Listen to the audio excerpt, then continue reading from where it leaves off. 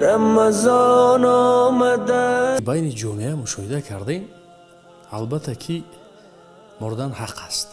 مرگ و همه کسی نباشد در یک خاندان نیست که مرگ و مرده نشود و در اونجا برای هر یک موید نمازی جنازه خوانده می شود.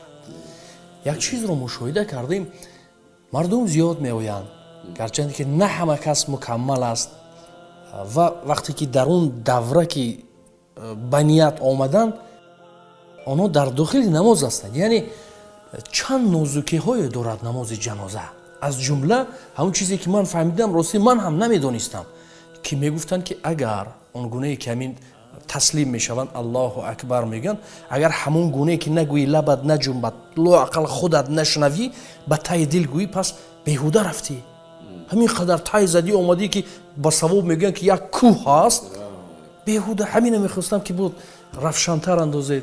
چی نماز باشد، چی صلات جنازه باشد، نماز جنازه باشد، چی ذکر باشد، چی تلاوت قرآن باشد، تمامی نمود ذکر، تمامی نمود تلفظ یا خواندن یا قرائت، حتمی باید لبها بجنبد، نفس انسان خودش بشنود، گوشهایش دهانش رو گوشهایش بشنود، یعنی این حتمی است. حالا که دیگر لبها هیچ حرکت نکند چگونه میخواند؟ با قلبش. فقیه های در این صورت، یعنی با وجود این که بعضی میگن اصلا باطل است نمازش درست نیست، بعضی میگن درست است از ثواب محروم میشود، اختلافی فقها هست، لیکن افضل و خوبتر و بهتر همون اندازه با حد لبها را جمیدنش حتمی هست دیگر. چرا که حرفا رو باید تلفظ کند. وقتی که حرف تلفظ میکند چگونه لب نمی جنبد؟ و وقتی که تلفظ میکند حتمی باید لب بجنبد. الله اکبر، یعنی چنان بگوید که گوشی خودش بشنود، دیگران خلل نرساند. حتی ببینید که استاد یادم زد بخشش همین تلفن، اگر من تصور کنم که من همین تلفن رو قپیدم احساس نمیکنم.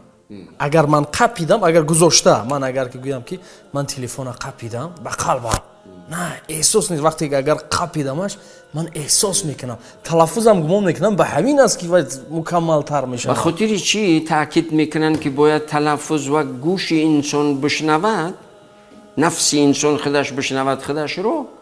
به خاطری که بداند که چی میگوید چیکار کرده ایستاده است.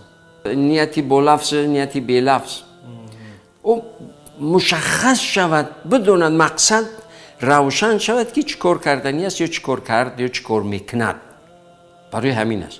حالا که در هنگام یعنی صلات جنازه هم که باشد، حالا صلات جنازه فرض کفایه است. اگر خبرت کنند یا که یک محله رو خبر کنند، از اون محله یک نفر در نفر برود، از گردن همه ساقط میشود. یکی یک کوچه است یا یک محله رو اگر خبر کنند جنازه هیچ کس نرود، همه اون اهل اون محله عاصی میشوند، همه عاصی میشوند، گناهکار میشوند. حتمی باید که در یعنی خوشی مسلمان و در مصیبت مسلمان باید در پهلوی مسلمان باید باشید، در پهلوی برادرتون باید باشید، در خرسندیش باید یعنی تبریک بگویید و در مصیبتش باید تسلیت و همدردی بگویید. یعنی این یکی از واجبات دینی هر مسلمان است. حالا انسانی که جنازه اومدن در صلات جنازه حضور دارن، در نبودنشون فرض کفایه است، در بدنشون فرض عین می شود. حالا بسیاری میگن که جنازه نمیخونید، میگه طهارت ندارم. طهارت ندارم در این صورت تیمم اجازت است برای انسانی، برای امام نه، برای مفتی نه. مفتی یعنی یا که برای صاحب میت نه.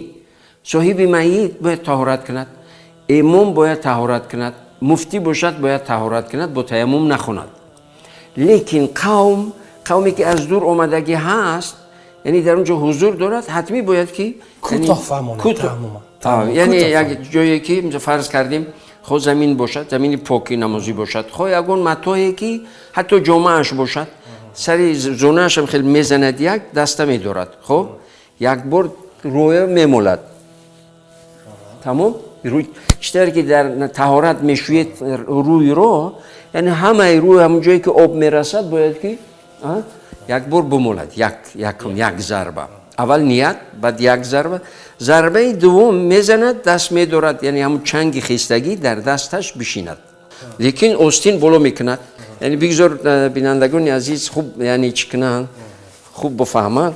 یعنی هر جایی که در طهارت میشوید یعنی میزند، این خیل میآید، این خیل میرود، این خیل میرود، پشتی دست، این خیل که اومد پشتی دست قطعی میرود.